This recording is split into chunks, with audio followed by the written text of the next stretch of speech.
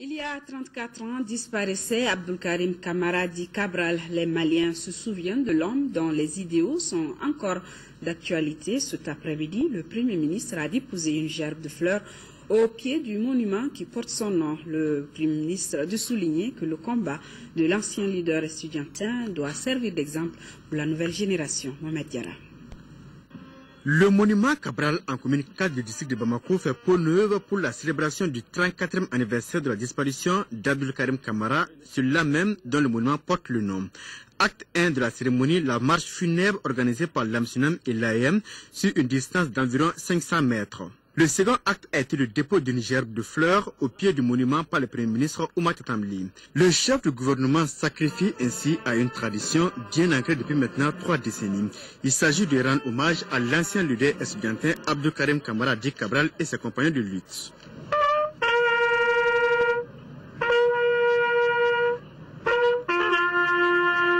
Je suis très ému.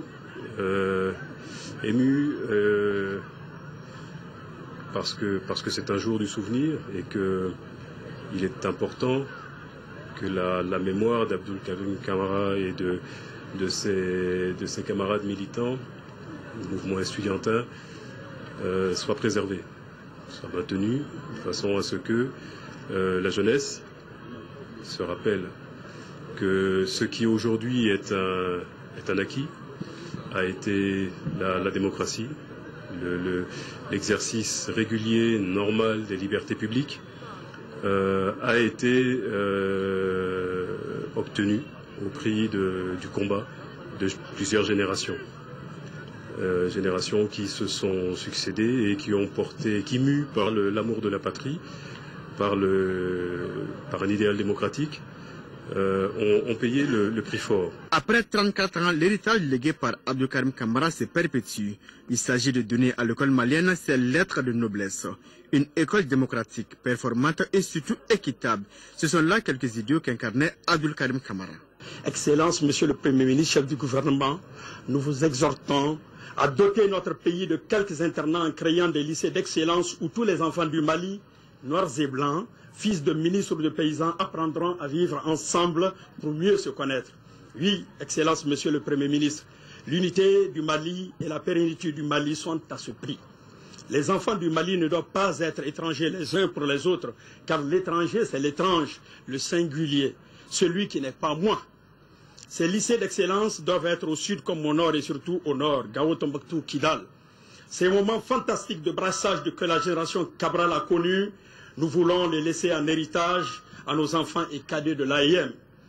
Pour le chef du gouvernement, la lutte enclenchée par Cabral doit guider les pas de la nouvelle génération. Nous devons à la génération de Cabral et à ceux qui sont tombés alors, à ceux qui ont milité alors, à ceux qui se sont battus, Ibrahim Chokari et d'autres, nous leur devons de cultiver l'excellence. Et je pense que je suis très heureux que le message du secrétaire général ait été articulé autour de cela. Ce que le sacrifice de Cabral dit aux jeunes générations, c'est que le pays se construit dans la douleur, c'est que le pays se construit dans l'effort, le pays ne se construit pas dans la facilité.